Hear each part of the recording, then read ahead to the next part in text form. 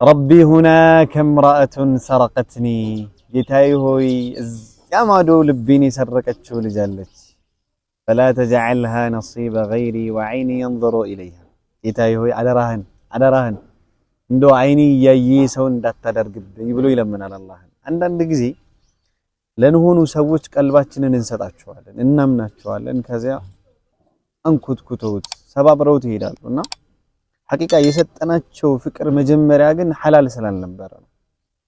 من تعلق بغير الله عذب به والله ከአላህ ውጭ ባለ ነገር የተንጠለጠለ አላህ ቅጣቱን የሚያደርገው በዚያ ነው ይላል። ሱብሃንአላህ ነው።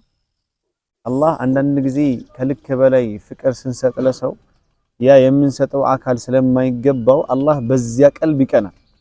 ያ ቀልብ ለአላህ ነበር መሆን የነበረበት፣ ፍቅራችን ለአላህ ነበር መሆን የነበረበትን አላህ ያን ሰው ያነሰዋል፣ ከህይወታችን ያስገልለዋል። እኛ እንሰበራለን፣ እናዝናለን፣ እንተክዛለን። ግን ኸይሩ ያ ሰው ለኛ ስለማይሆን አላህ ይበልጥ እንድንቀርበው ስለፈለገ ቀልባችንን ስለቀናብን ነው ማለት እና አህበቲ ውዴታችንን መርምረው እስኪ እንፈትሸው።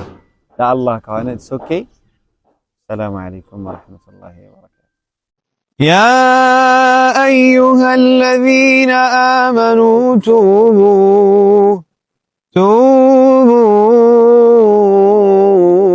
إلى الله توبة نصوحا عسى ربكم أن يكفر عنكم سيئاتكم ويدخلكم جنات تجري من تحتها الأنهار يوم لا يخزي الله النبي والذين آمنوا معه نورهم يسعى بين أيديهم وبأيمانهم يقولون ربنا